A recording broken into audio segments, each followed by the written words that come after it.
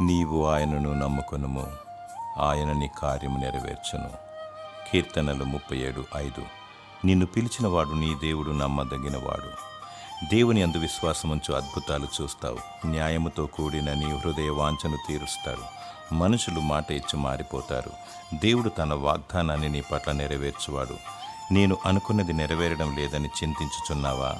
నీ చింత యావత్తు దేవుని మీద వేయి. నీ భారము యెహోవా మీద మోపము. ఏది జరగాలన్న దేవుని అనుమతి లేనిదే జరగదు. దేవుని చిత్తమే నెరవేరును.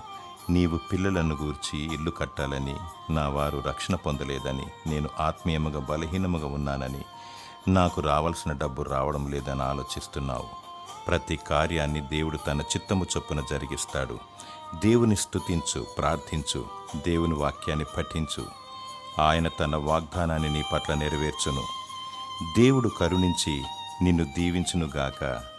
ఆమేన్.